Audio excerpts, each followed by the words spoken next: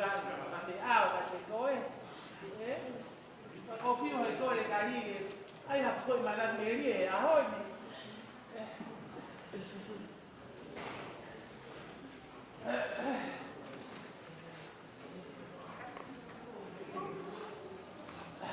Mo ka taki pe ka sai hak manat meri e ko ilawe ko ha ve taimi. Dolo.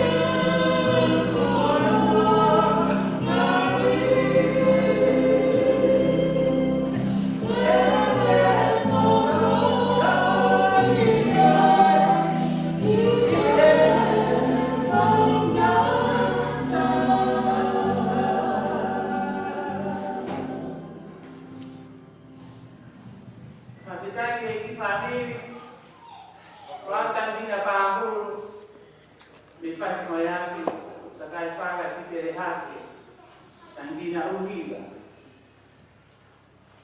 Kemudian main di San Francisco, kita awal di Fai'aho pulang di San Francisco. Kemudian eki si ia kau di kau si, yang main Fai'aho lah. Koi tamaria alupeva. Kau ingat kemudian main. Nah ikan dia hal paling nak betah ke inu silani ke apa ini. Kalau saya betul fano kusi kalau hola alupeva. Oh Kulio tu. I never experienced that before. Kalau dia nak alu itu mana tu? Mana tu kita ini boleh pakai mana lagi kota lima, saya nak betul apa kalau ini tempat tahu uang lain. Jadi lama dia Korea, Fai'aho mana tu meri Korea. Nak sekolah dia. Yari hatai ni behel, kalau itu apa cahaya dia putih ke Fai'aho ini ada, kalau siapa kalau dia kau saya mahari itu kau beli tu ini, kalau ini kau mahari Misa, Kasanita, mereka berjalan mana beli. Kalau kau pakai itu tu apa mati, kalau loa Quando ele vai, vai como o que faz, eu não vou mamar o ato, aí mal não mato lá. Se coitado que pegou daí, como vai popular o rola, a luveva, como vai fazer o manato que vou ir, aí opa a luveva. E a piada. Fiema'u ni Kulio dia. Kaya na lava mau ai Misa tamai pamoja Kulio dia. Keo di Amerika kaya Kulio ya kaya mau hajikite. Hanya ayo dari dia kami kami. Apa yang ada cahaya tu orang Amerika berfupah aku yang mau wajib itu. Maka tu nak kau yang tapi bagi cahaya. Kalau kau tak nak, nak kau mau kau mau misi Amerika. Nak kau lihat kau lupa yang mau beli Fai'aho. Pasti tak yang kau lagi. Kalau itu mana tu beli ofa lupa. Kalau Amerika mau Fakamavae itu dia koi ofa, lalu bela, dia mau bela, jadi mau tu. Kalau Fai'aho koi dia, Fai'aho lah koi dia. Tahu ke koi dia? Kalau orang bela, utar dia bela tak alu, orang mau Fakamavae, orang mau ofa koi, utamai dia mau bela. Muy por ahora. Para ficar ele porque malam ele pedia como lava que todo la live de una área de o falar ya que família o falar ya que fam que cada valo que vamos a fazer o kuna. This is the very first time we meet getting out. Quando na bebo a be la ta aqui la monuia Iheni, agua yo kau engahi, polo karama kau kohen, o kalahi atu, Fiema'u kan fama mo kuna, tahu kita moto kai kata tau teori, ya fapeta ini belau ya polo kuna, kau ofa, tongi ada ofa lah ya, fami ofa lah ya. Kasanita lupa Eva, Fai'aho lai, Polawa wa'iki, till we meet again very soon. God bless you all. Fakamavae Fai'aho Amen. Malo.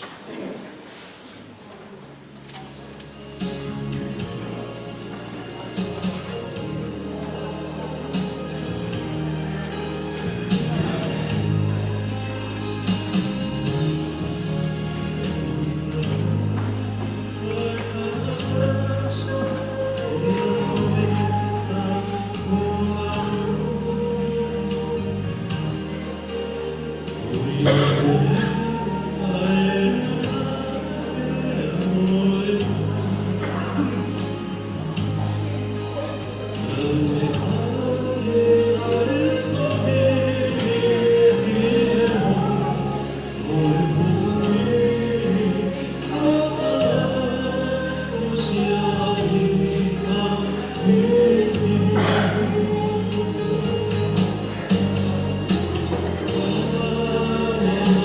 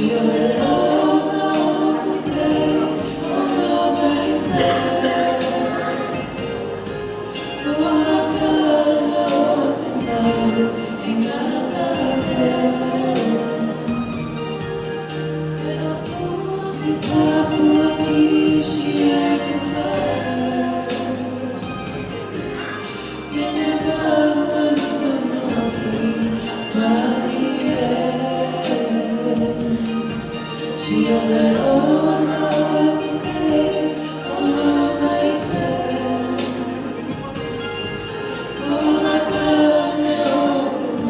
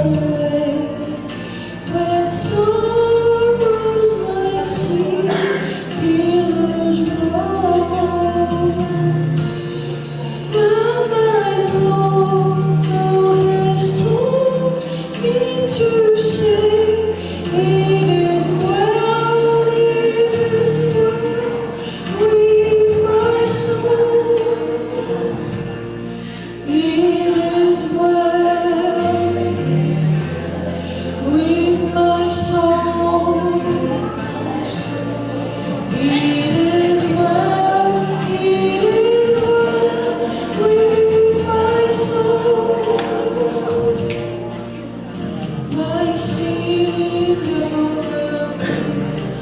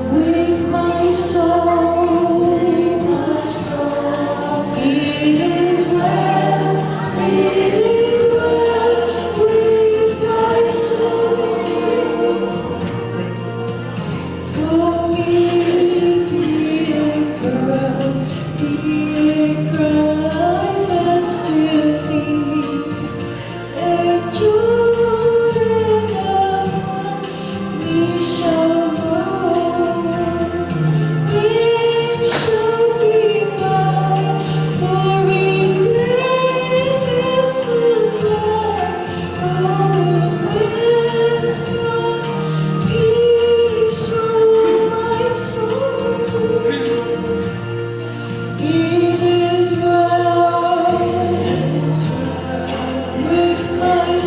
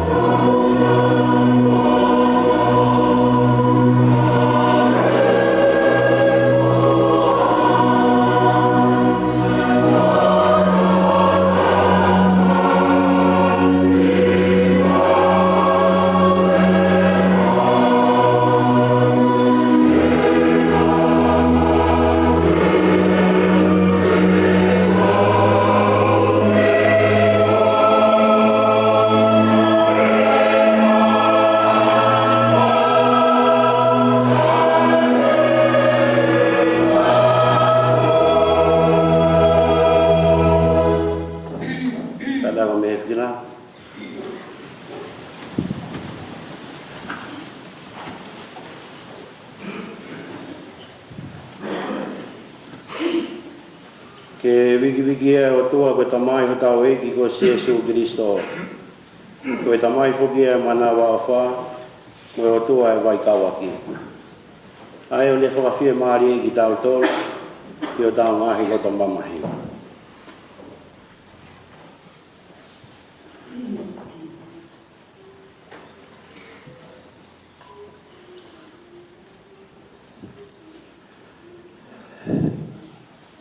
Wai o e papitaiso, ohi ai a Catalina, Lupe Eva, Ari, ni hoko koe, whanau ia o toa. Koe ni beu tau toi talitari, aho koe a ko uia o toa mi taimi ki tani ki.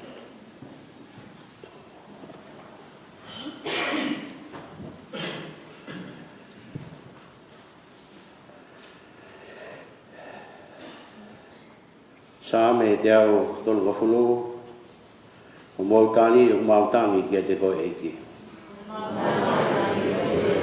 E kotoa nā kutangi kia te koe me ngahi moana, e eiki ke kiongo i hoku leo, whakatoanga i hofofo ngā, ki he leo e ku ngahi lotu tāo mao. Ka mau te ke whakailonga e eiki o tua ngahi hia, ko hai e whātu.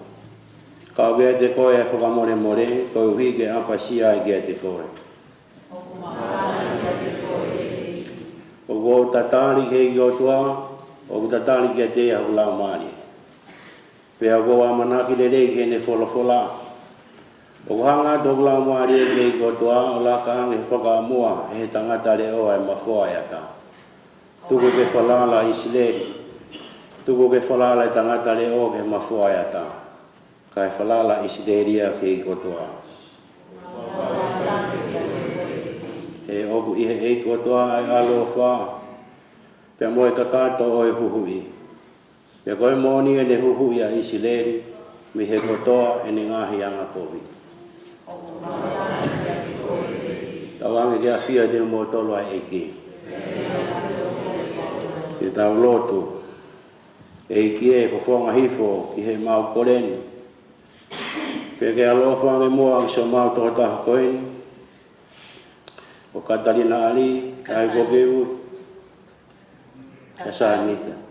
Kasanita ali, Lupe Eva, Fai'aho.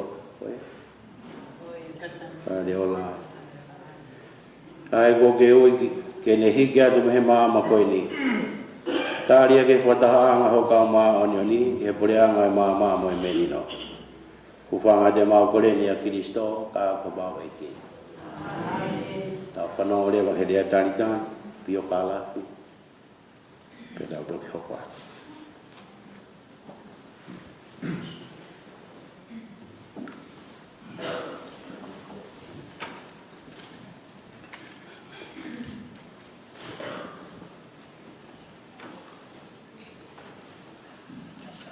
Tapu moe a fio e o toa. Kalio lilo tau lolo tonga, ka maa e tapina kulo, tapu mo na whale tapu. Ka malo la maari o patere. And welcome to you, Father Yosebo, our first priest, for joining us today. Thank you. Tatapot ke whahu. Eki Arimatea waha. Watapat kia Serene Highness Princess Kalaniwalu, the Lady full of Philly. Kai ata mua mutuan. Ke u kau whakataha atu pule ngā we, me taui, me komnio sangat pater sio. Mana whafofongai atu o tau eiki hui, o tau eiki tau tuu. Ono taritari fia, ma whanga ki mautolo, whaamiri, mahen, ka ngā whanonga pelikimi, i tui. E mōlawa mai, pongpongini. E tau katoa ngā, e misa whilau, e pongpong koe ni, o misa Fakamavae, e tau taha koe ni, Kasanita, ari uinga ia tau heni. Pea ko whapapalahi atu ke pekia o Fakamavae atu ke te ia e pongpongkong. Katawanga peti tau maa Misa tāpua te hulu hulu ke tau whanonga tau whai whanonga mi taini ki tāni. Mahalo, katako me ai, katau koko atu ki pio kalafi.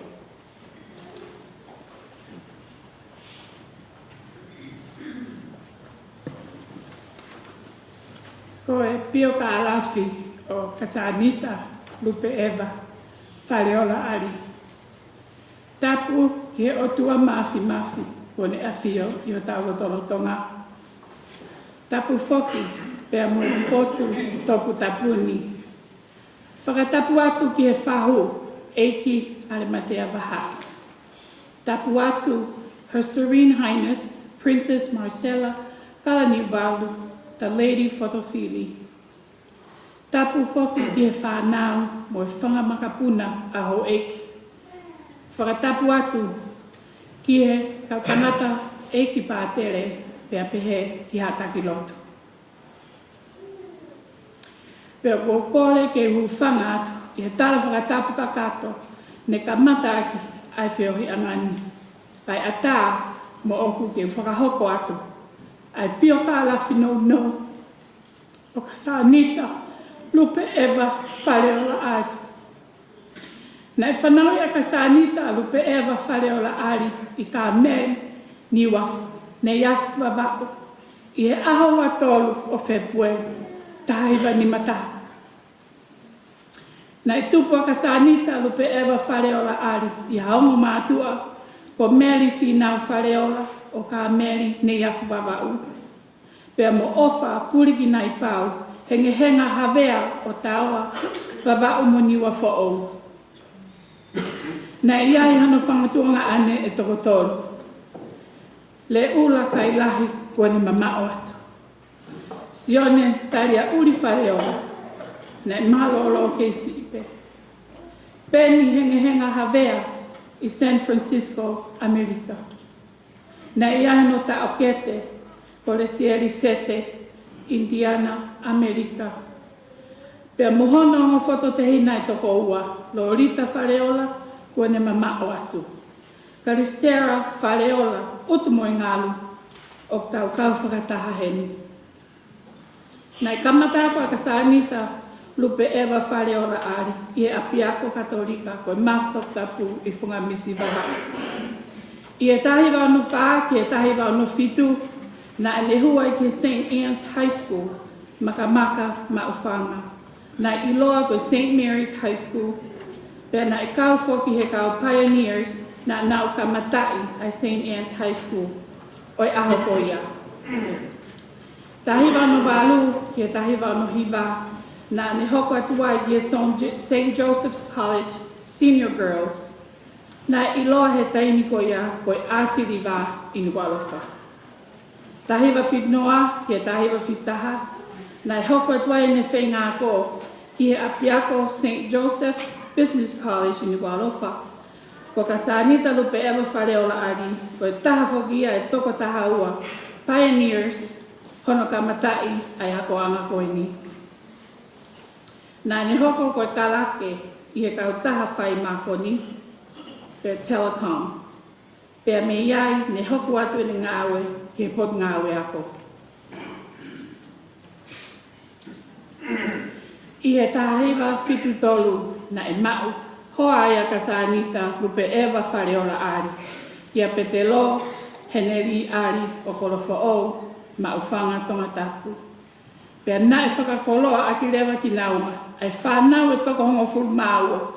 Pea moe whangamakapuna e toko hongo fulu māuno. Ko e lahi taha, e ularia Milanta Roberts, aini o whakahoha atu. Ato ni o patua o whaki atalanga ali, lau manu ki lupe ali, ni na lika longo akau tatafu, lo se olima masunu, aso pesio atonia fustua, luahine Fai'aho, Mary Fiema'u sakaria ali kone mamao atu. Maulavinia whare kakala buna halalilo, Maria niwe whalekakala o buna uki. Christian, afa kisilu ali kone mama o atu. Pea mo petelo heneri ali. Ia tahi vai o valu ne hiki whanua mai a mo matu andi New Zealand. Koe sio ki taha ue whanau. I he wafe na ngā ue he lakanga koe medical receptionist i he Tongan Health Society. Pea i he wafe manima na ne mau whainga maria ki he lakanga koe assistant administrator o aʻuai pe ki e ne poaki malolo he wafe tahatolu. I he ahotahau no sune ua noa ua wha na e fua e Kasanita lupe awa whaleola ai kono kawa. Ke ne nofo he awa whio pangai o tui. He ko lawa si ene misiona i mamani. Na ane mo uia ka e losa rio Maria. Pea pehe ki ne taui a divine mercy mo ngai hoa lotu. Ko ha whae na e fotu ngofua. Pea ofa mo oni foki ki he whaamiri maheni mo ki nau tōru kotoa pe ne nau whioki.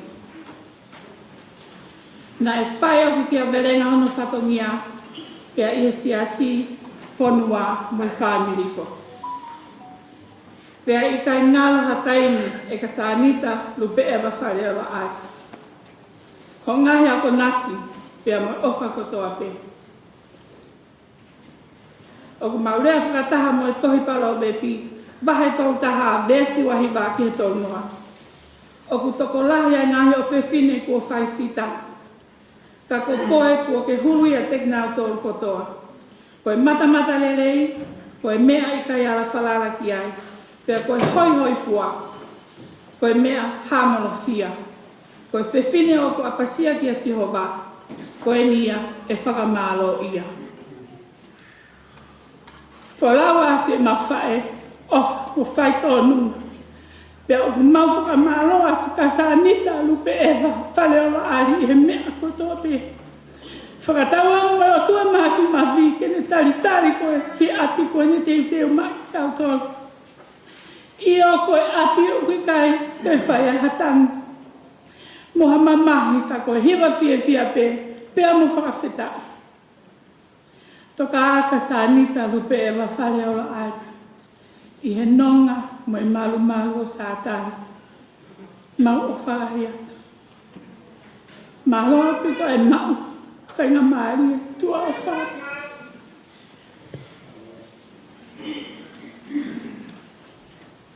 Nalo, kata ku mea kia, ka mata tau Misa.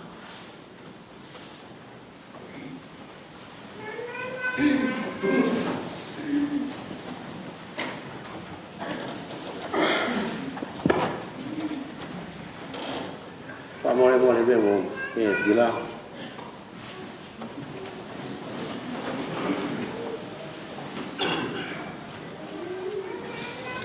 Tau whanongo ki he.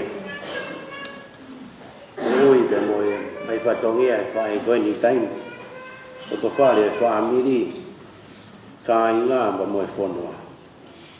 Kau mai sesi. Whainga maari e koe ni ko loto ke tō ai ke whakahoko angi kia. Kasanita, lupe ewa, whaleola, ari. Ai whakailonga e karistiani. Kakawa ngahi, whakailonga pāp. Nane moia kai le tui, i taim. O ni hoko ai koe tāsi pinga. O e tui mo oni. Ue whailonga o karistiani, ua honga e roto whare e whaamiri o siasi. Pe koe ulaki o e whakailonga, koe te lango e toi tu.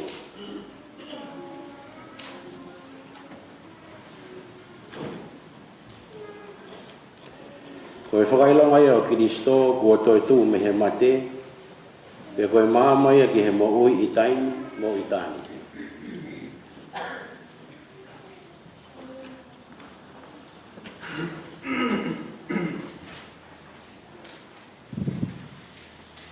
Eiki, koe ngāu e tōtō iwi mo oskia wenenga, a Kasanita. O ku mautui mooni. Ko uhina e whalala ki he mama o Kiristo. Ko ia he mama tene tataki atuia me he mate ki he mo'ui me i taimi ki i tāniti.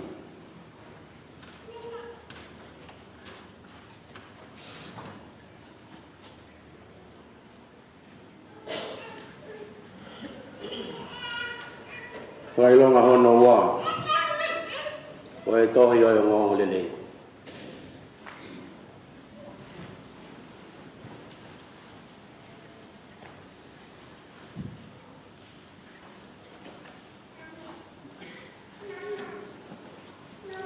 Eiki, lolotonga i kei moi, Kasanita, lupe e wā. Nā ne mahuinga ia mo whainga ke whai tanki ki he ongonga lelei o Kiristo. He koe matawai o mo ui. Whakatawangi ke tari lelei a Kiristo. Aki ai tāla o e mo ui tainga tā.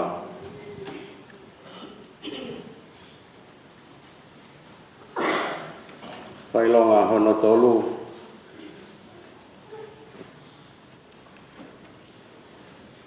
Koe kolosi.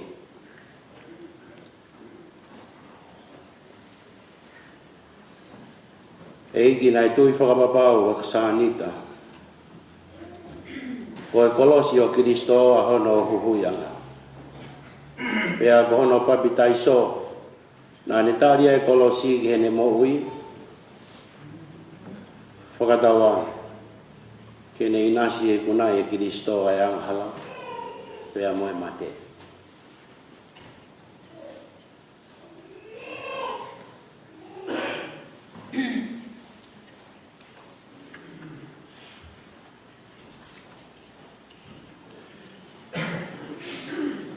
Whailonga no wha, ko he lo salio o Fiema'u Kasanita.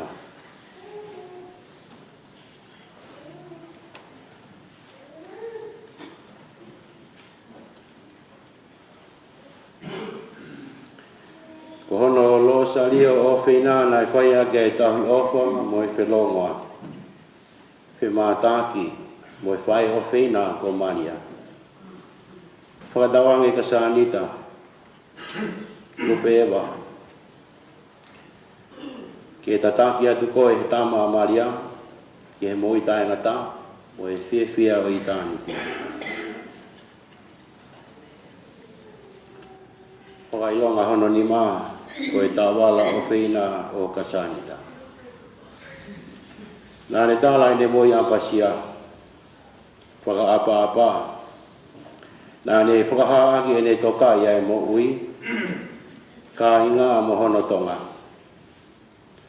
Whakatawange Kasanita, ko anga whakaapa, apasia mo whonga ka inga. E whakafua mai ai e tau kai o e mo ui taenga tā maau, i he aho.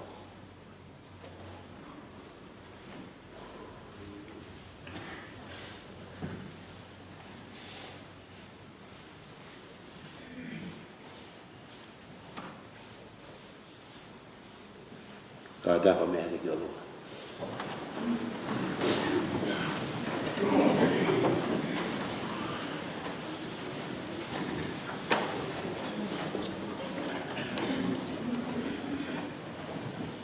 Ie wawha e tamai mo e aloba mai lau maari e maa oni. O wange ke a whio de mou tolu ai eiki.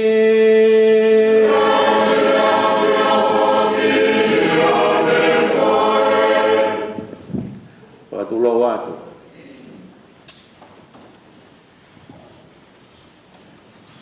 Eiki e alamatea waha. Kai kuma princesi kaniwa lady photography ko kore ke u formal malwa tala mo kampo e fono ba mo lot ata ba mo to ko ni ke kau whataha pa moe lea talitari. O e tau whataha mai, e go fua e whae koe ni a hono kawa i loto tau. Ko ne tali o ke ui maanyo ni a o tua. Ko ne teu e aho koe ni, e whoki a pe tau tamai. Ko e tahi a kuongo pe whamamai. E utoe pe a whanau.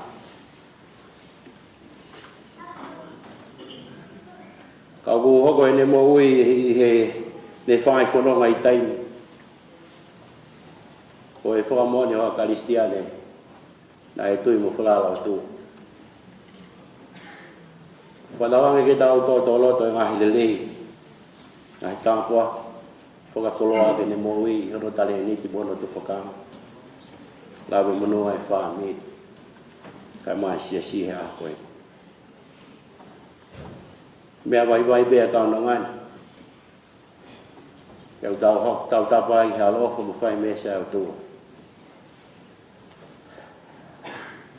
Ahiri o ai, patawangi hoko e toi tua e ki koe whakanononga, whakafiemari. Mamahi to whanga e whana o mula to whare whani. Kai hene toi tua ku hoko whakatupu whakatua merie, mamanaki rei maki tātua. Whai whanonga u tā whai. Koe e nia tahi whi lau, o whai e koe, tālo e ne whai whanonga mai karistiani. Koe nia u tau toi whataha mai beai, kale tampo o tua. Hiki whi lau koe nia mo moi whataha tuai pepo moi ne mo ui. Ko tawange tāli he o tua, whoki atu e ne whanau ki atu. Koe hake tau ka moi misteri tok tapu, hamanaki whai honu moi hake. Tau punohe a o tua hua koe ni. Ko mana tua tau ngahi tōno nou. Ko le bene alo whanga ni whai mesi.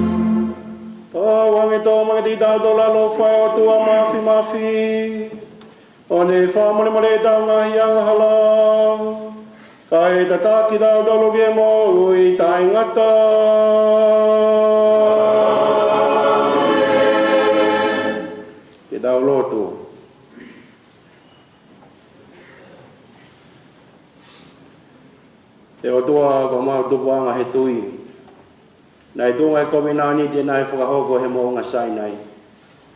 A hono whakahino i hau kakai ke nau whakakau ai ngai hai o nofo mani. I he tui whakaapa moe o wha. Hangai mo whonga hifo ki a Kasanita, Lupewa. Ko e whaena e whinga tōtō iwi, te o mene whanau he awhiona. O mea ki he awhiona ki o mau api whakahewa ni, ai au whataha i ho kau maa ono ni i he monu i apa moe merino. Mau kore ni a Jesu Kristo, ai wawhio, o pure whataha mo koe pa me lau maari e maa ono ni, Ko o tua ta ngata peta ngata.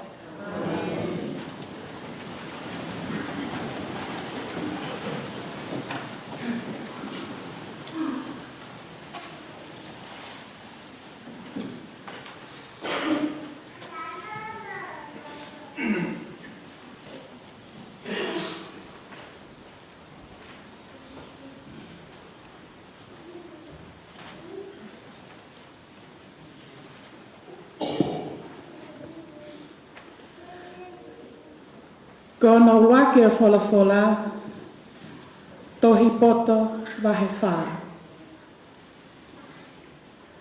Koe mo ui hao haoa ai tau wa ua o mo oni.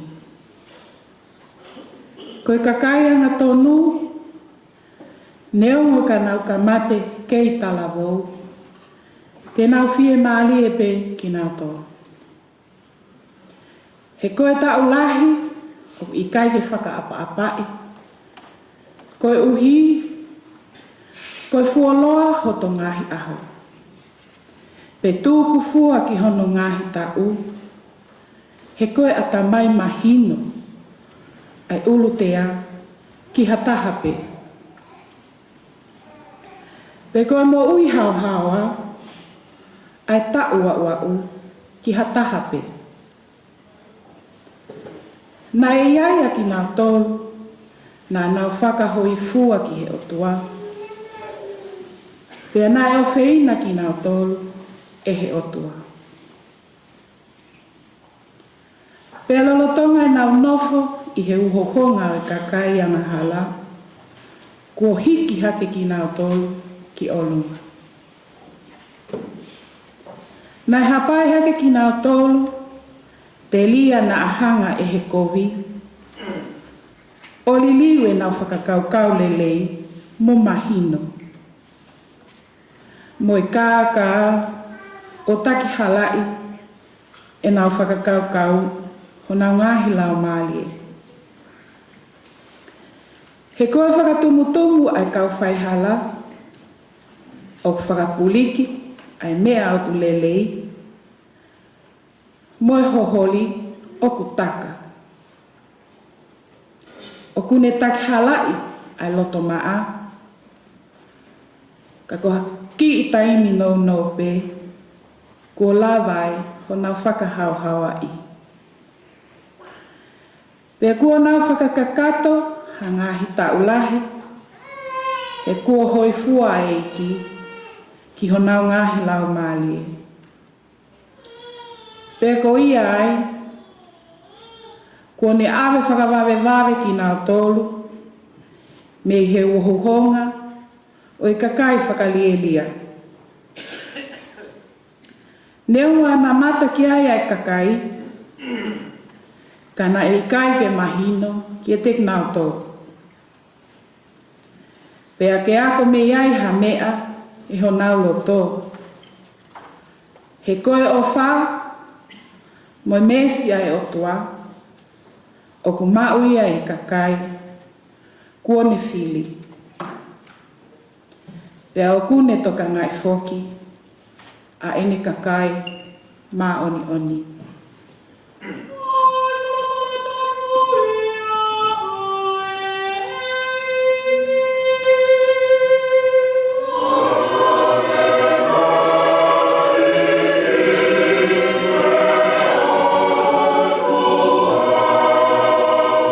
Same te tali aki, same uongo fulu mātoru, to eni homo tali.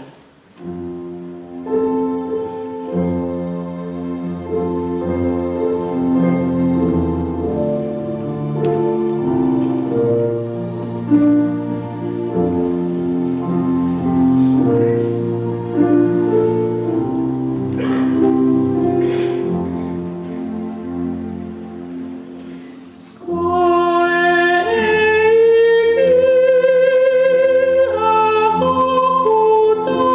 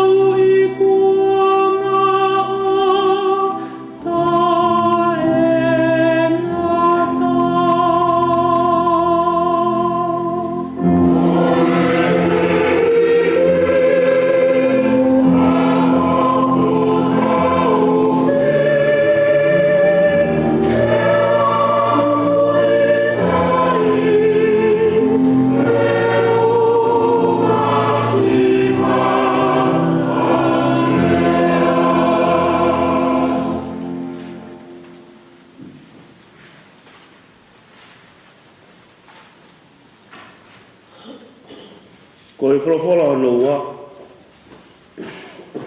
O kuto ia me he tohi a whakaha. Wahe ua noa, me so fulma taha. Na mo wahe ua taha, me sulu aki. Koe pekia, o ku Fakamavae, o whakatatau, ke ngahi ngā auena e Fai'aho, e nau mo ui. Nai haa mai lewa ki a te au, a futaloni hine hina.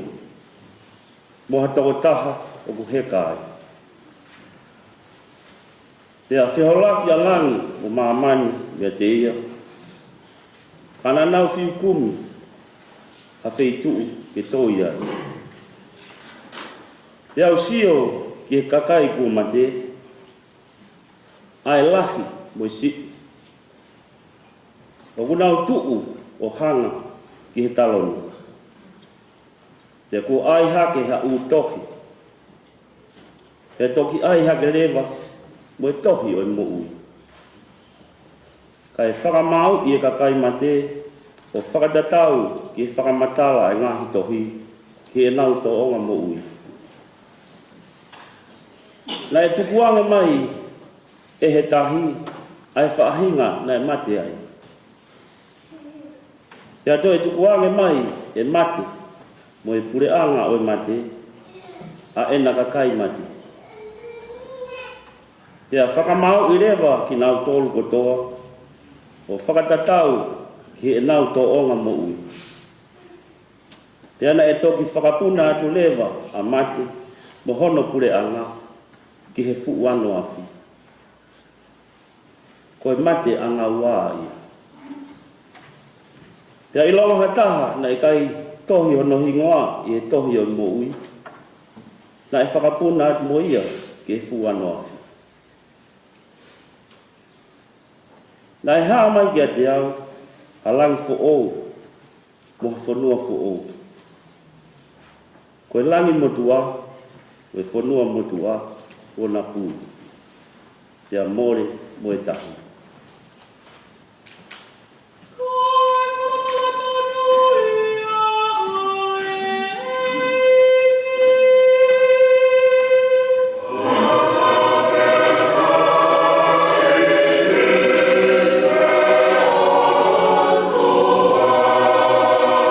Toka tewe o ngongo lelei.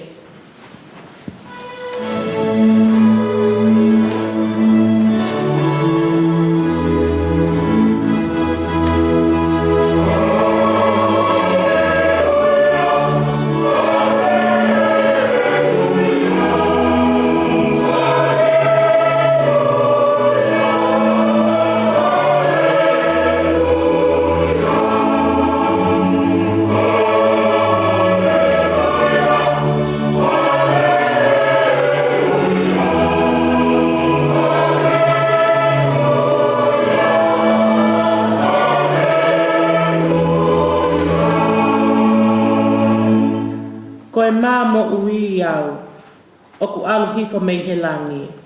Koe wholofola ia ai eiki, pea ko ia pe e kai he maani e mo ui o tae ngata.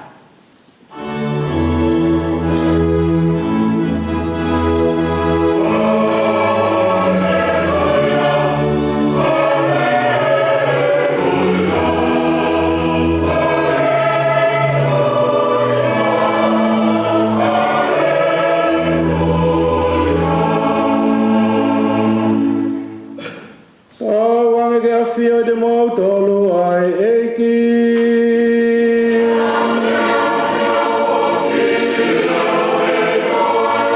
Ko ngai ni me ngong lele topu tapu nai tohi e sione.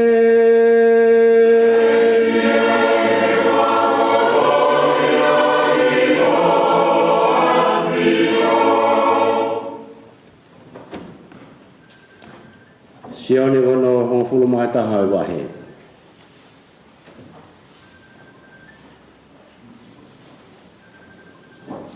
Pea koe whanonga pea maata koa mai a sesu.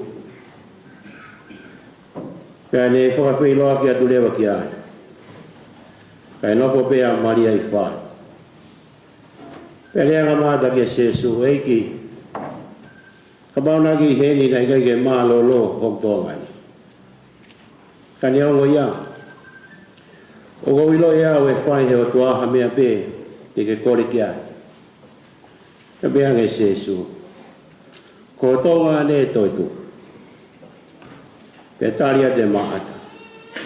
O ko mahino bege te au e toitu hoku tonga ni.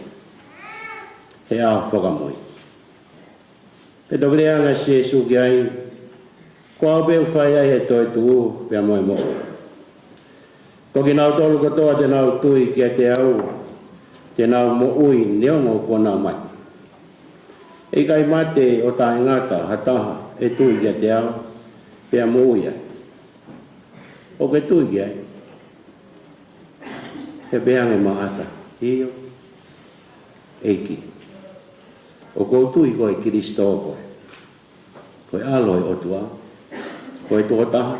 Ko pau te hau. Ki mamani.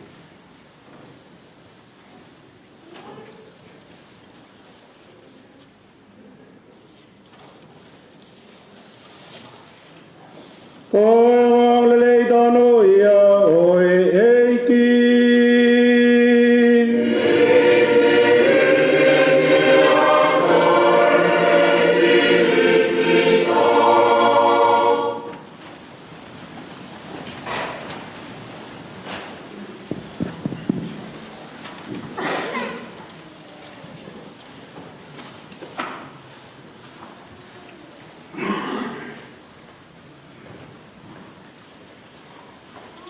Watulau watwe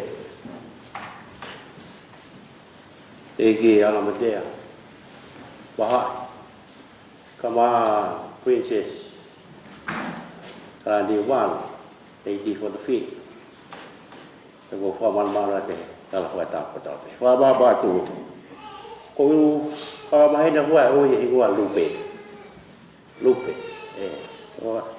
o ba lupe da ba mo tu ko ni ge pai pe ali vai va to lo folo ko ni om ke Fai'aho no kawatu ko mo Fakamavae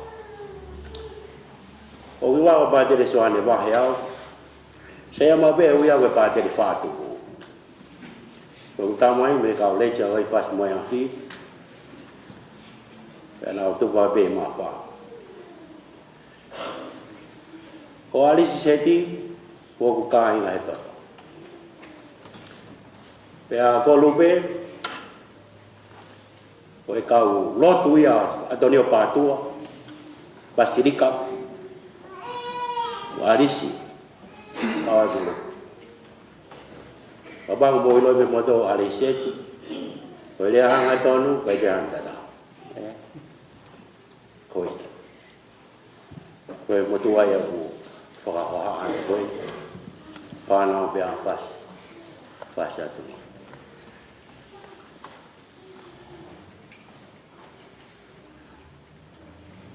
we ke koi ni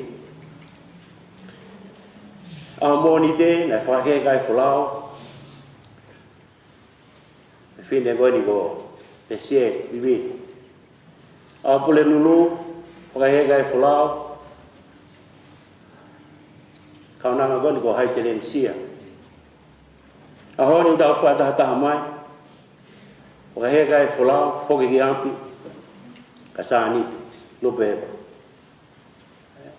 pale ola ali kau fefine ko ni na ta tau ko to be ko ga hi ho pe ki na to ko kau tau ko ba ka sis ko kau tau hi ni ma to ma tau ya ba te mo fa la ba li ha ko ni to o ka lan he mi to hai telensia na ne ka we fo to ki ko ni no mari pe tau ki ai ko lu ko le sieri ko no hoa ko tau ia ko ni ko ya o tala ko lupe la tai mi na tau ia pe te lo ko ia I o ne hanga na he ko hoa ia tau hi kau ke fine kau pa ta mai a ko ni kau ke fine na na ko na nga hu se pa ni ti na fai pa to mai lo tu para na tu ta fa ai be po tala no fungan ko na tu mo fala tu ako diu ko tau fata ta ma da to ko puri pe ungai ko ye fa e ko ka te ta to fa mi na mo se si ka ya tanga ta lele ya fa e wa fin to ta fa ki tala no wa ngo lele ya ko ni tau nga fono he tui tala no ai au tau ilo be ki tau to la ma ta mo mari o ngo lele sio ne tala no ai ke tai mai au ke pe tai mi mo tupu pe a ma ata i he le fai fono mo e ki hatu o hanga sia sio to o mai e le tui e a ko ni ko e trine ku tui mo o hanga be ko e ka sia e pitai ka bua ki ko ya e ki ke mo te alu ko ke ma we mo oi folo la ko ko Kristo ko alo e tua ko Fiema'u mai ki ma ko ko Misa ya le tari na fai mata tala no ai a ko ni ka nga fono ai tui ulang ai me tau whanau ki tau tolu he tohi alu ke tala mai nei hangai maata whaka whei wai e ki kono api pia haka holo whei mea toko ni kai whai te atu pea maria e tapu aki e ki kau ngā whanau he tui mea hangai e tui tapu i loma ui koe whare o maata whataha kia kau kātinari teu ai whataha ke whiri hatu i tapu ngo na no fo fare mata ta vai ma no ni go sangato Jose Maria ta vai ka de dago we angai tali ka kai le ko ya mata yo no api hono fa puri ne fa vai hono loto ene mo ui ke le tali e fa puri mo ye fa e koi tengo da be fa ki fe lau e Misa he ba loto mo pe lupe mul pe mo gi lo sario pa Fai'aho a Fiema'u e ki la me ta pe na kulo fine ni na ne anga ya mai no e whainga taha poa ki me whainga ta whenga monu i na e toka i hono loto e na e whaka Fiema'u pe he pe whine koe nia e ki ke te ia mau whainga maari e katoa pe ne mo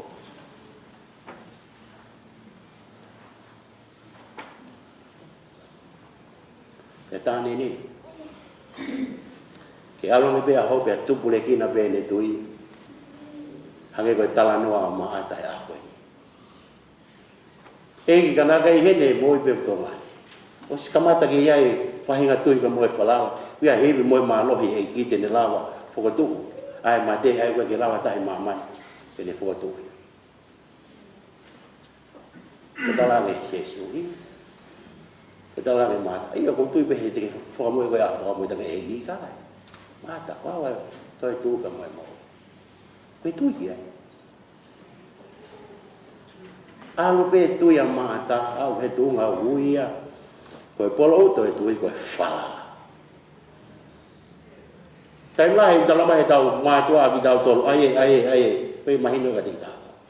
Ka koe ngā kua, he ku tau whalala, koe tau tamai mo tau whae, une whae tutu ni mai paka tiki tau.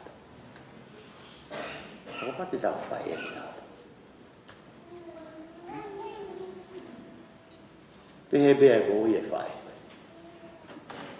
Alo e bea ne loa tu, loa sario, mo eukalisia, ia tuunga, o ene tui otua, une whalala atu i eiki.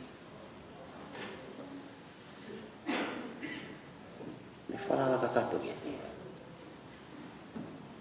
Tala wahe tohe potoa ka te ki tau po. Ai ngai I misi au kai ke Fianga ngai mo ngai tau mo I Fai'aho. Koe ulu te a. Tau wangai tau whai whanonga ngai tai mi. Koe ta wau au. Koe o se alai ulu koe toi. Ta wau au pito I. Mai pata. Koe more.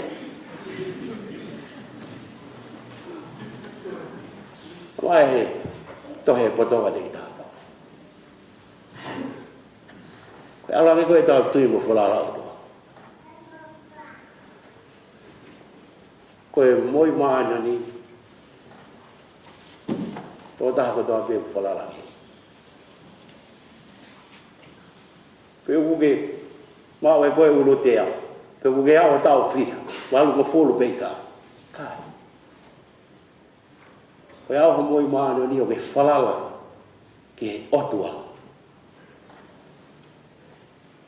Koe mai koe tāpa. Koe ata mai mahino.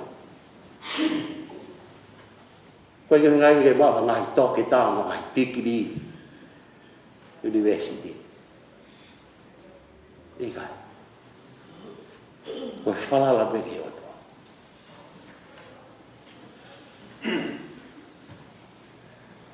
Koe tengu tau pēu tau whalala I ko tau otua ku taula lewa tau amanaki. Koe ke taula ka whainga whakatau mua oha mo ui oku muna pe. Ikai. Oku taula ia whainga mo ui oku iai hauno pure a. Pa koe otua ia kune a whio he talo ni koe ange koe talo. Toi whakaha ka te tau tau. Kakai ko toa peko nau mate. Me I taha, me I uta. Ua wheke nau tua ke a. E lau rewa I tohi o mo ui. E lau rewa I tau tupure kina I tau mo ui he tui. Ue tau hanga ngā ui. Mue tau mo ui mo whakamooni ake e tau tui. Ulau e aho ia. Ai niu tau whanau ki ai. Aho koe whakahe kai whulau whae koe. Te whine nai ni. Whae ni ngā ue whungai ho. Whae pe whoke puri pe uma. Taimna kei no whae a pe te lobe mo. Lupe koe ai. Me api koe ai. Tui pere hake he taimi koe I loto kolo. Koe whae koe a ha tala hui mo mea he taunga pansi he taimi koe ia. Kai ke hiki koe a ki halatahi koe lele nai haole. Loto a koe pe te lobe mo pe whae tanga.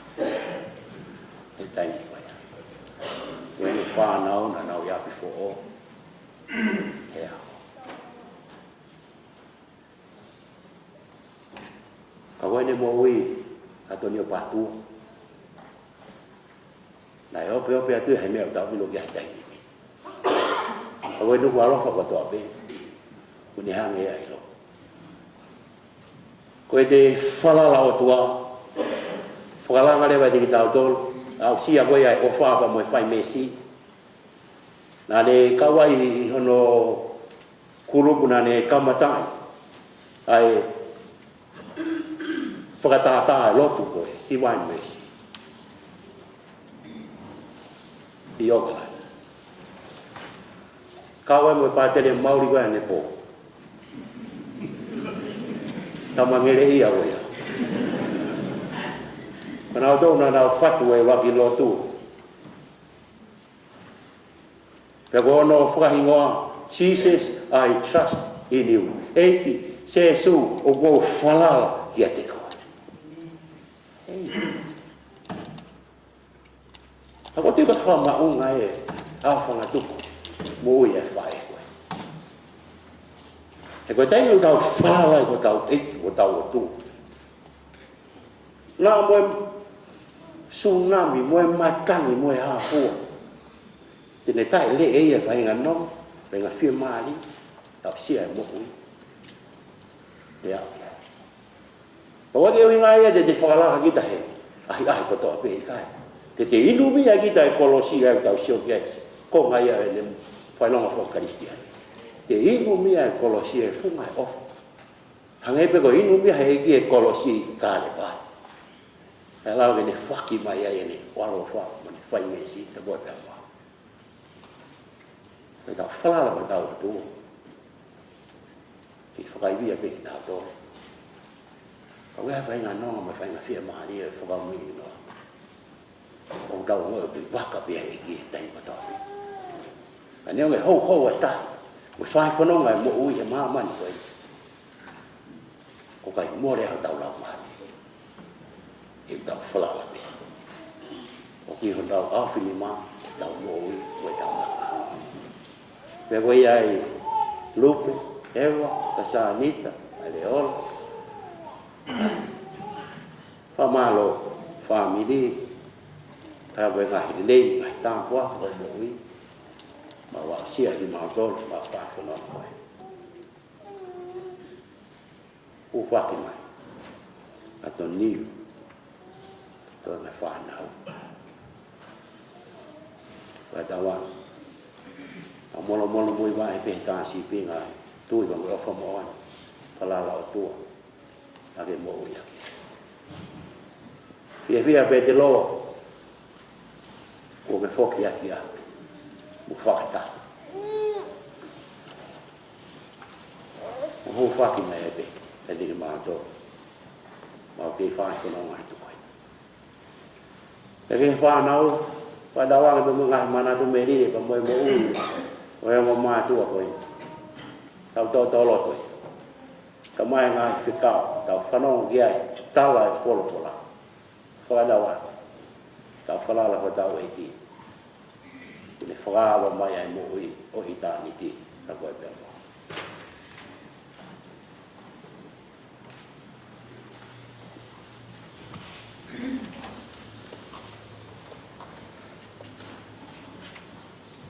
Ai ngā loto. Me haki ki olo. Tau hanga ki o tua e alo wha me whai mesi. Mo moi ki e tea tau ngahi lotu. Tau ngahi kore hufaki. Kore pe tāpua ke o tua. Sao mali o Kasanita. Ka mai whanakaya.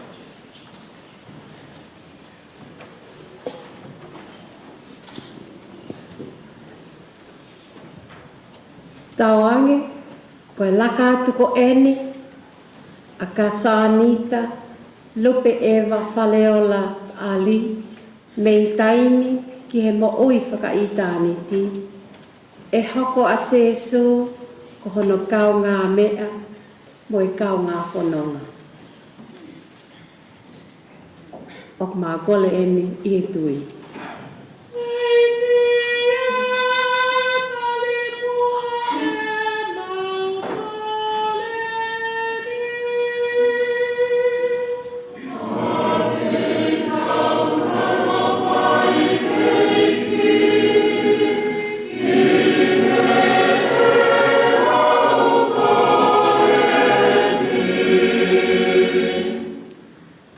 Whatawange eike, koe i hene ai ngāhi kāinga, mo e maheni, e lawa ke whakamo'onia, ki a Fiema'u pe ai o tua, mo ki tau tolu, pea mo ene ofa. Ok mau pole eni i he tui.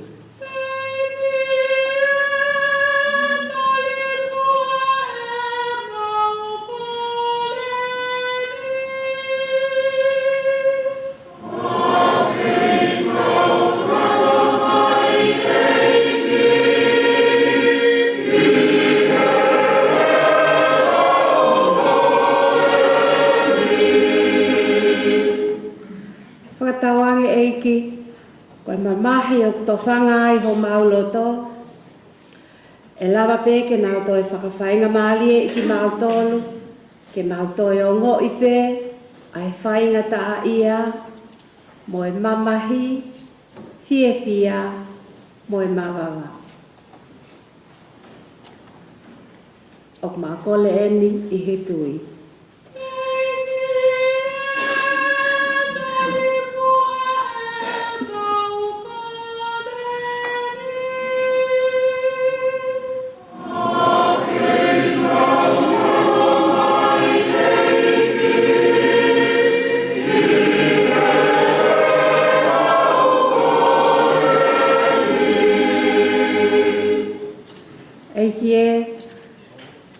ange koe whakamasiva i he mau mo ui i he aha ko e ni. E toi whakafono aki pe ai o whā me i he kāinga pia moe o tua. O maa kole eni i he tui.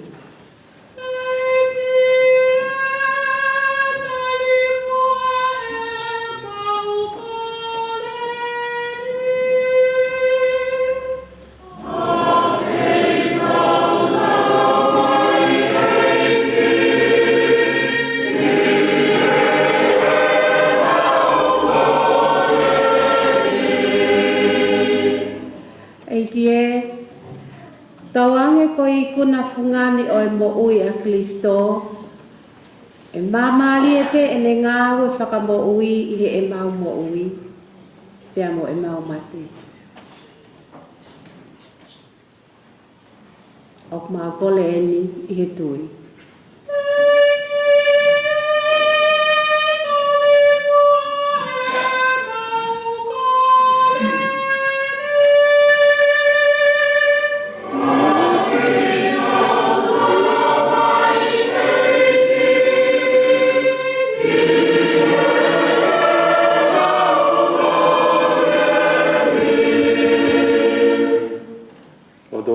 Tamai, ni bene ngai Fiema'u ko sia siu hapai atu o whanau ni he tui be moe whalanga.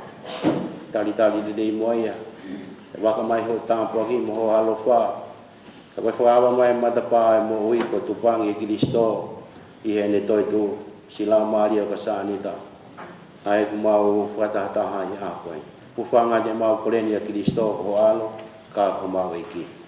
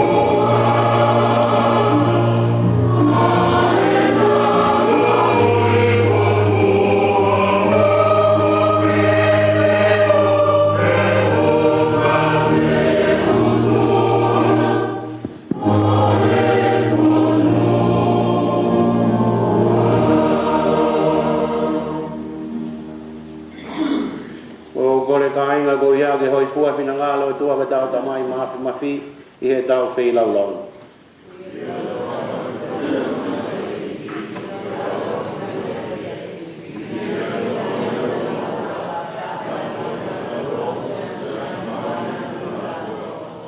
E kie tari lele e whei lau lau. Mā momoe atu koe hui. Ko kaunanga koe ni ko Kasanita. Lupe e wā, āri.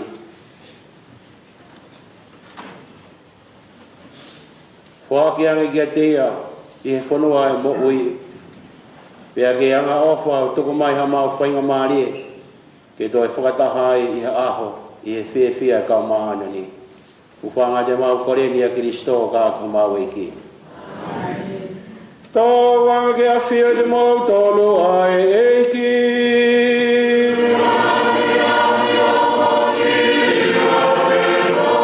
Iti hake o mau loto.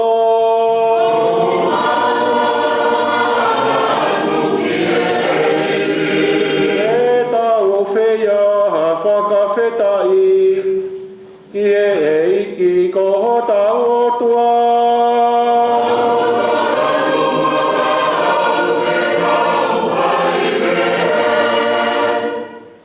I o ta mai mafi mo moi tai ngata. O mau whaidere mau ai beba me wheitu ko toa peke whaia whakamalo ke awhiona.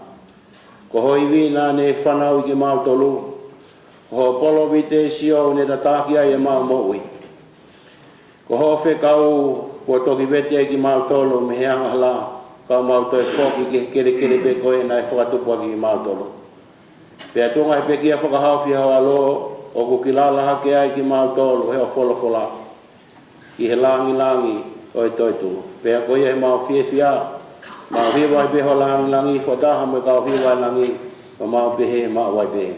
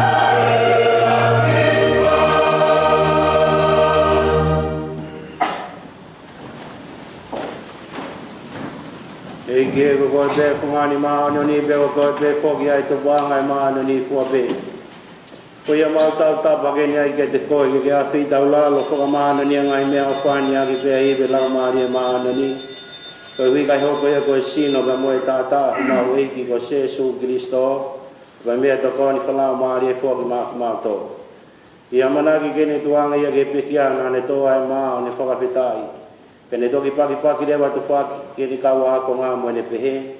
Mo to eni ma mo kai kātoa me ai. Ko hoku sino eni ai e tukuangi ko uhi ko ki mautolo.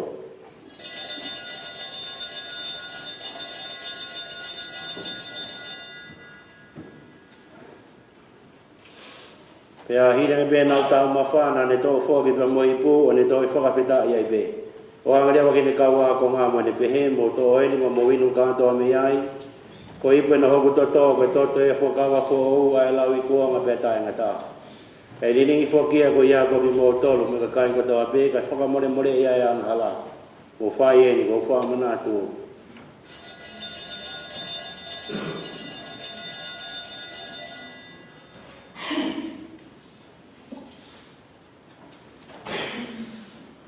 Koi misi deri eni oi tui.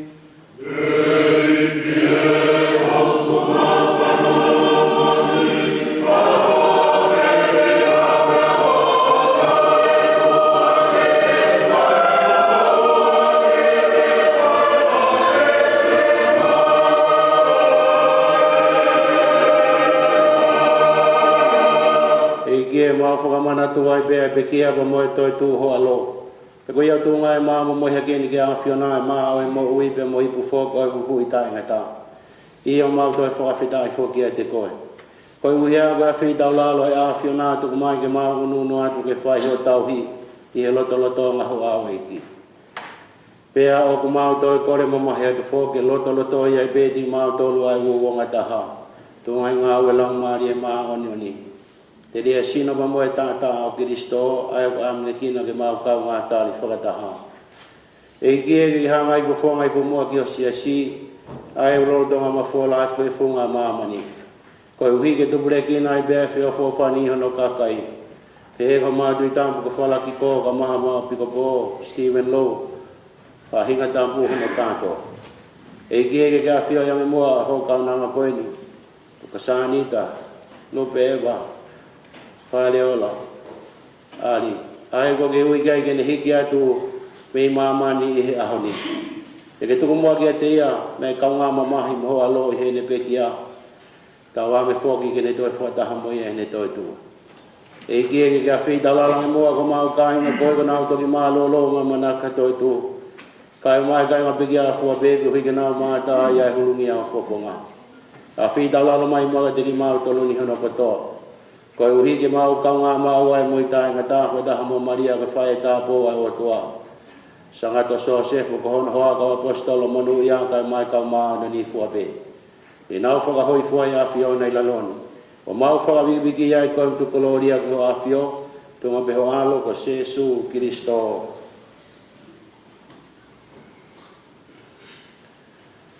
Koe uhi ko Jesu Cristo pada amena fio bea tu unga whokia te ia. O ko whaia ke ni akia te koe atua ko ta mai mafi. Whakatawa mala maari e maaniani. Ai langi moi gloria whakau furi. O taingata bea taingata.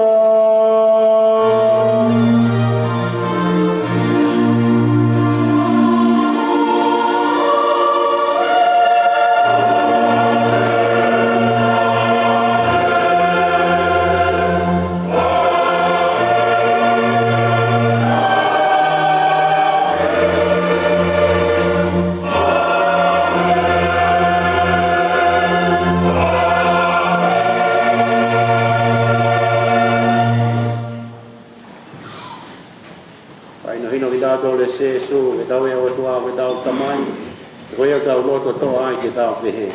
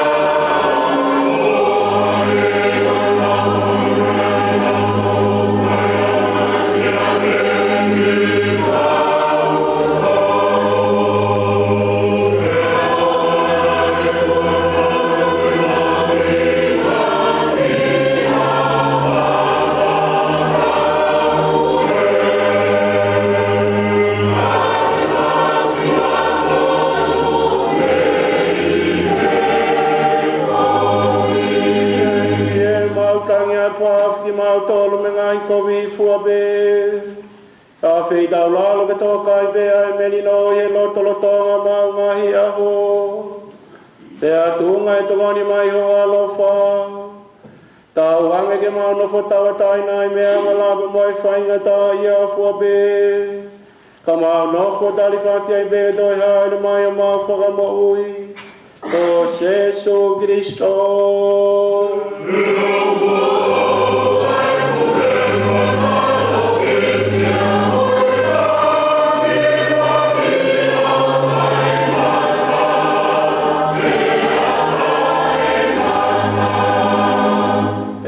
Jesu Christo na ke folfolange ko ka apostolo pehe ko atu ma motolu ai merino ka kia merino ko fuaki atu ma ki motolu o wana ke afio ke ma wang hala ka ke tu yo eklesia ya ke tu mai mo ma motolu ai merino bo mo wo ata ho purianga ai ke afio mo puria ta ngata pe ta ngata to wa to ma wa be di motolu ai Fiema'u ai eki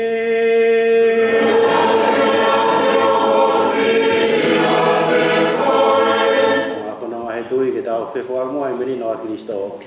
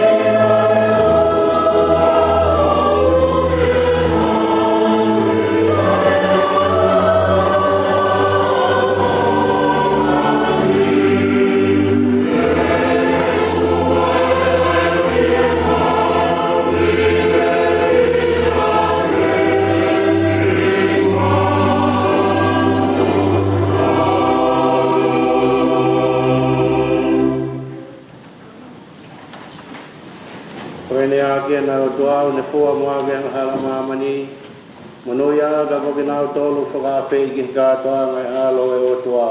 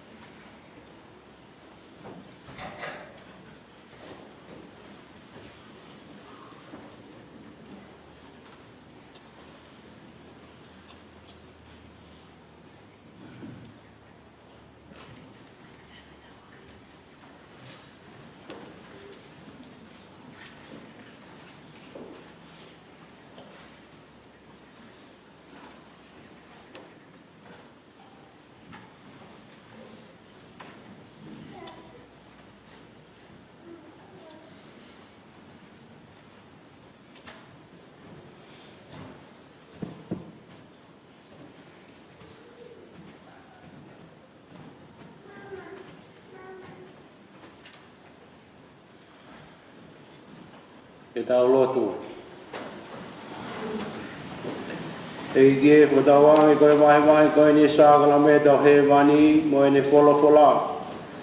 E kuna iai pia Kasanita. Ai Fiema'u e mo e mama tainga tā. Pia mo toka te wai ki mau tolu ke mau inaso taha mo ia i langi tainga tā. Mau kore ni a Kristo ko mau e ki.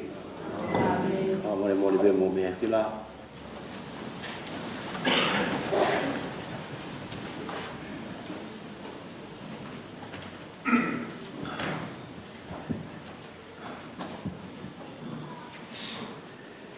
Ka hinga o whina. Ki mua ha tau taktaha alu i hono whanonga. Ke tau taktaha whai mua hane tatau. Ma ho tau tō whiwhine. O e kui e moe whae. O Kasanita. Lupe Ewa. Paleola. Ali. Pea whatawange ko e tau Fakamavae haa i e tau ofa ki a te ia. Peke ne whakamama ai ho tau mamahi. O whakakaukau ai e tau toa merie. Ia hea aho e taha, te tau toi whilonga ki whia. I hanga he ofa a Kristo i kuna ia mea koto. I o pia mo mate te ne whakauha moia.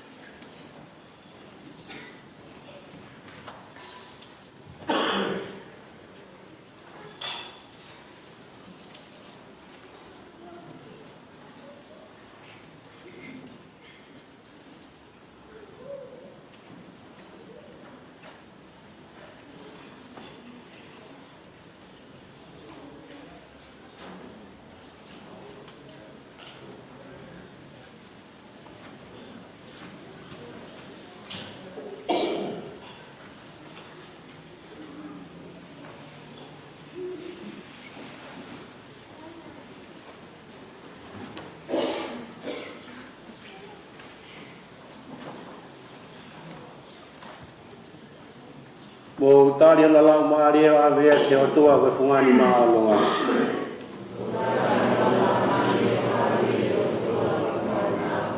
Mo wao mi ka maoni one ai otua o toko ni ia. Mo wao mi ka wangela e ki o whakawhetau la ki ia.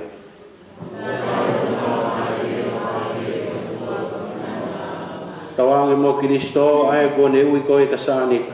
Ke ne awe koe ke te ia be. Tawange ke tanki koe kawange lo. Ke whata o e palahame.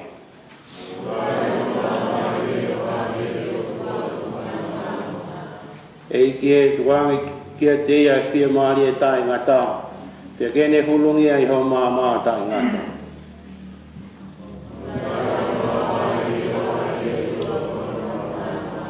Ke tau lotu. Tala tamai, ma fua kia tio maa tawa tahani. I ho tōku puini maa. O mau loto to nunga foda hamo ki nau tolu nau pekia ia Kristo tene toi tu hake a whakamui. O whata hai pe mo Kristo tai ngaki. O mau whawhita i hoa whio.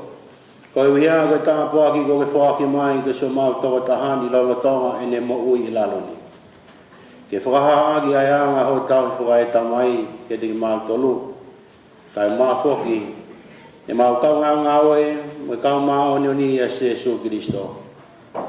E ki e, ko whonga hipo he mau koreni. Tāri whia moa Kasanita ki Palakaisi. Pia ke toko ni ki mau tolu, ke mau lawa, whi whakanonga aki a roto maa o mau tui. Kai ua ko mau toi whatahai, mo so mau toko tahani o tae ngata. Mau koreni a Kristo, ka ko mau eiki. Kada wa mea ki olunga ka, kiwa mai, o whangai o tu.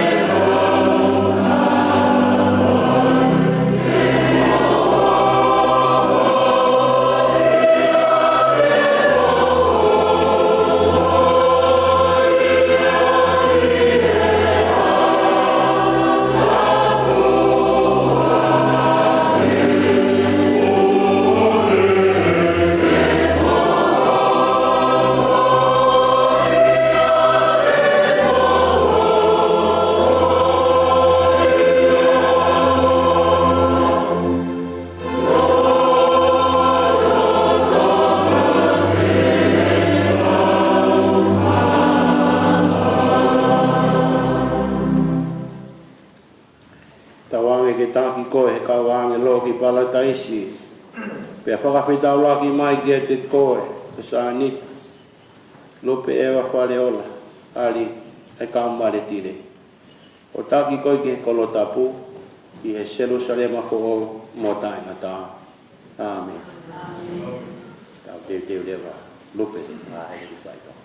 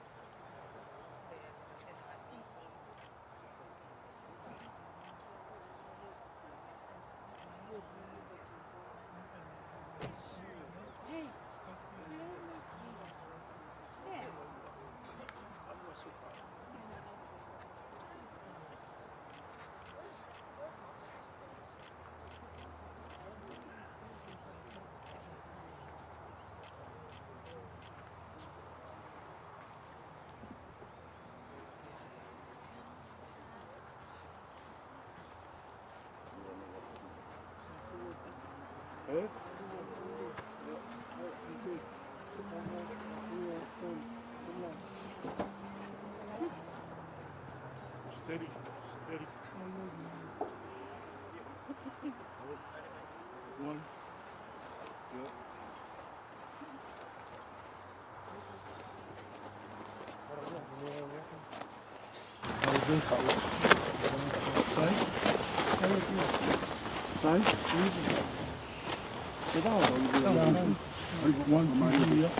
Misa cheesecake. What's your place? Yep.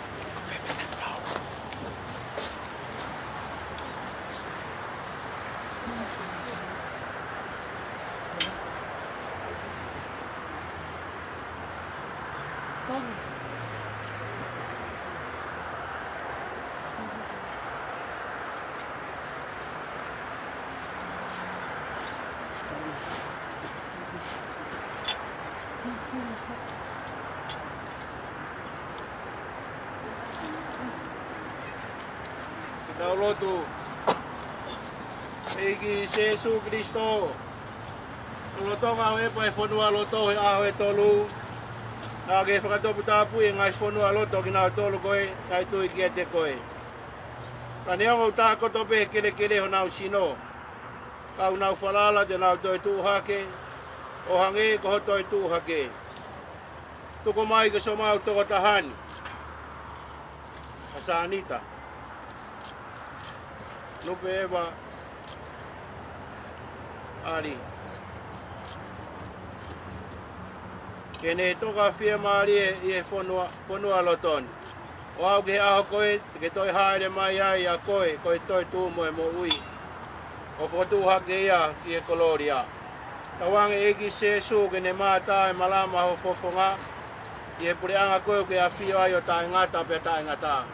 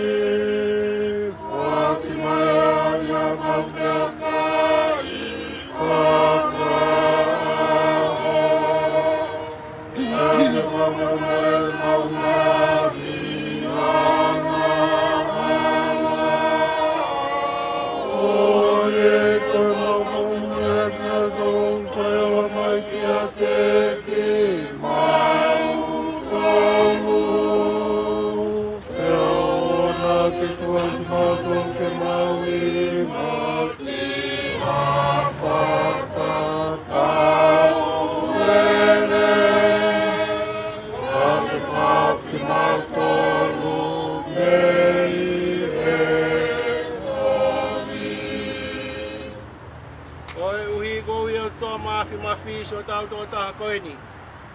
O Kasanita. Lupe eva. Paleola ali. Kene hiki atu me mama koini ki ateia. O tau tukulewa hono sino ke kere pe koe na ngahui akia. O ki tau tolu koe efu pe. Pea ko pau ke tau toi ririu pe koe efu. Ko Kristo pe e to tahana e whokotuha ke mehe mate. Pea tau iloi pau te ne toi whokotuha ke ho tau sino ala mate. E tau whakatatau ki a te ia i hono langi. O tau whoaki atu si o tau toko tahani ki he eki. Tawange ke tali he eki ke ne merino. Pea whotua ki hono sino he au whakamui. Mau kore ni a Kristo ka ko mau eki. Tau te ulewa. Sanita ke whaha ele ke whanua loko.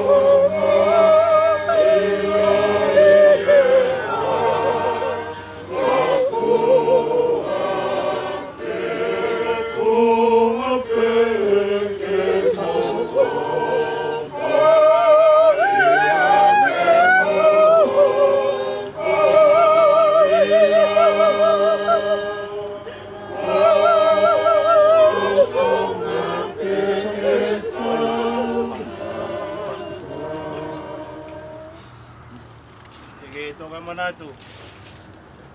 Koe e fue. Toi iliu pe koe e fue. Tau lotu. Eki o tua koe tamai mafi.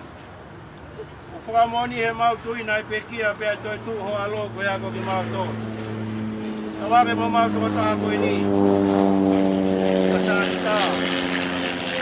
Kupe Eva. Paleola Ali. Kene inasi e misteri. O hange o kune mua atu kia se su kono malolo anga i e tui. Tawange kene mau ia teia e fia e toi tu.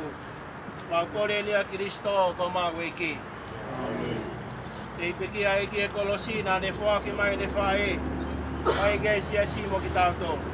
Au kore u Fakamavae, ma Kasanita. Stopa Maria, mo Kalasia. Te monu ia koe, pine puape. Kai tau peki na e kua mana waki se su. Sangana Maria, kai e o tua. Hala ya honi, aho me maumati, amen. Eke ke alofa mai. Eke alofa mai. Ia Kasanita, maa pete lo, e kainga. O toa ku toka i he malaeni, e nau toka i he Fiema'u. Wange kia fio te mautolu ai eki.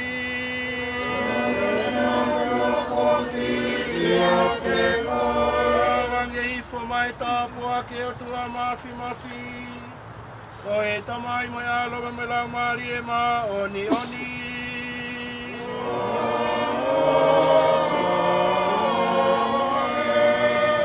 Laula me dau ngai whatongia. Ai whai koe ni. Kasanita, pahili apa da tokyo ai peki Fiema'u. Opa mo tahi ai peki eki.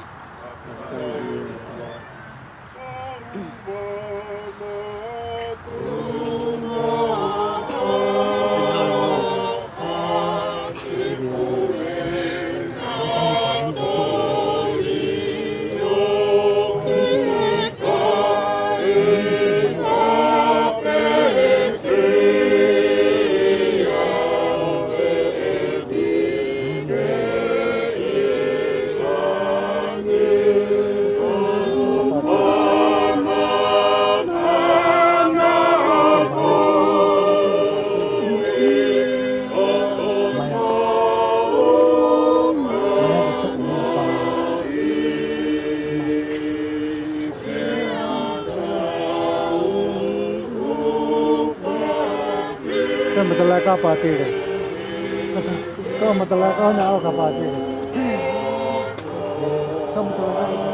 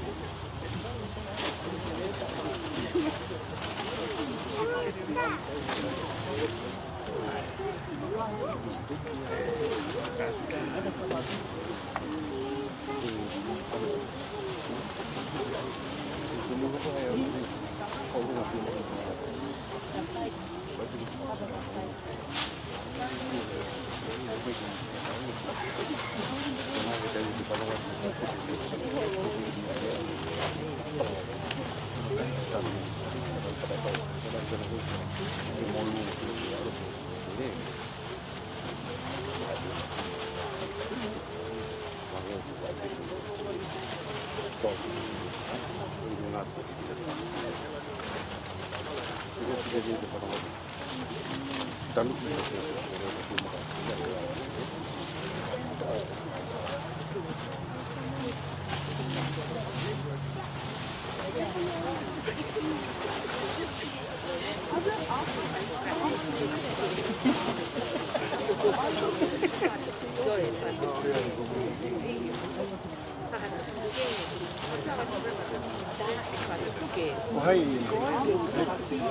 Tala kon. Terus ke mai tapu di tu itu. Mai ke lulu kuat tu. Lai, mai malala ko isi. Malala ko isi su. Orang untuk kifai putu.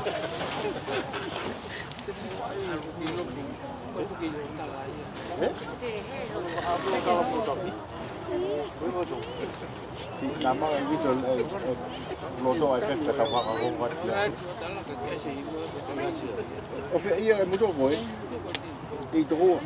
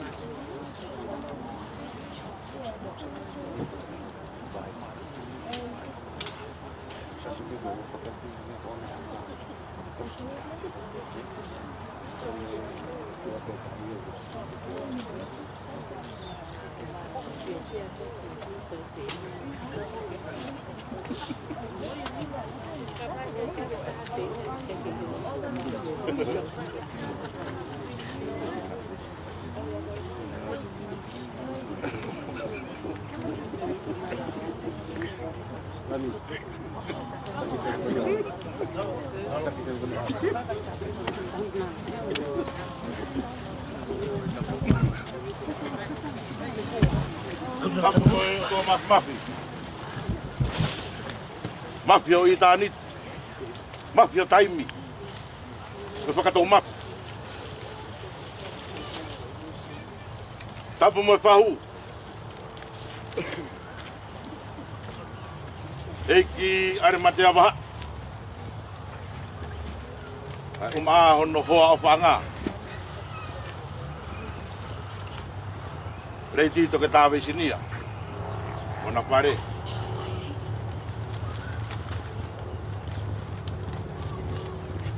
Tapu mo are wa wei kune. Potu takau mo wei. Tapu mo lapota. Hatau ipanua. Mapo talau mo masila Muhammad Abure. Tapu mo Kasanita lupe ewa Fareola aji. Uhinga anga o aho whakakoloa.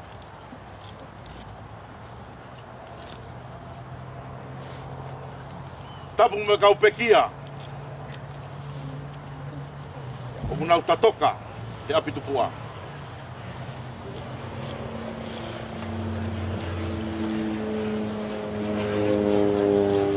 Watu whakatapu. Pātere swane wahe. Hawhakaolunga tonga. Tapu ki e tauhi. Pure ngā aue. Kominio. Sangato peturiki. Mo kai ngalo tuhona kotoa. Tapu mo karispela. Milanda, Atonio, Laumanu. Mo kotoa e whanau mamahi. Kai umaa e ngahi mokopuna.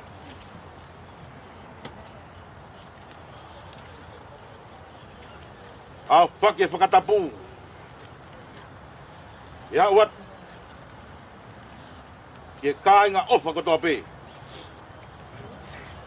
Ma kaunga mahen. Ma kaunga pirikimi he tui.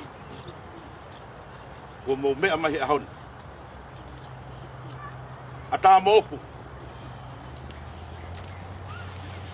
Tongia e whatongia te ria na ngā hoa. Neo e tuu ai loa. Kaupo uri e whalamau a te aroa. Tō e kakapu i rongo a kau. Lau ai toi e whakaukau. Whawhetai. Whetuu ko kalapā ko toi hā. I he pupunga i toke lau māwhana. Tawhitonga e langi toka o Aotearoa. Ka kato. Ai o au misa whaka eiki whaka māwai. Kai uma ahono whaka heke heke. O e whae whitani. Ko e toko ua. Ko e tōwhi whine. Ko e kui. Ia nofo pirikimi o taimi. O atu e whakamālo loto honga ia moni. I he whahu. Tangatai pātere. Kāinga lotu o sangato peturiki. Ai kāinga mo e whāmili. Ai kaunga mahen. Tuku taimi. Mo mea mai. Te whaka heke heke. Ai whorau a Kasanita lupe ewa. Whare ola ari. Tawange. Mo kalasia o Kristo. Ke tau maringi mai. Pea hifo mai o whaofare a te mautolu. Whake atuai ha keresi o kulak. Kau higa ngai whotongia kotoa pē. Mai halapo nonga o taimi. Whamore more pē. Uiai e halapo nonga te tau hoko atu ki ai. I he pō e tolu. Whatatau mai whakahino hino. Ai tauhi mai pure ngā aue o sangato peturiki. I he whia whini. E whakahoko. Ai o au misa e siasi i he hawhi ai ono. Ai whia. Pea koe ne kakato ia. Hoko atu ai. Mo e misa. Hufak. Kasanita. Rupe ewa whare ola ari. Kai orewa ko kakato. I he whia monite. Koe wike ka hau. Whamore more pē. Viai pe oho whanonga ko teu teu. E skārere. O nāsi o pā mo whakatere. Ka hiri e ni whamore more. Ka aonga i oho whanonga ko ia. E koe hala whanonga. O kumamao. E whakatahuanga. E oa na mou ke i he hala whanonga. Rewa rea, tua whāt. Aro. Kami et mo.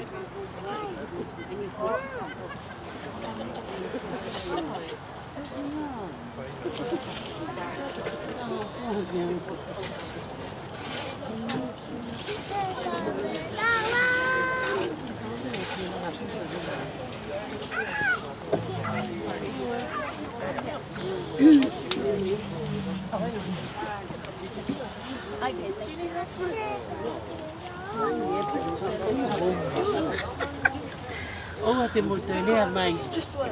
Pene peati e tutti tanguto con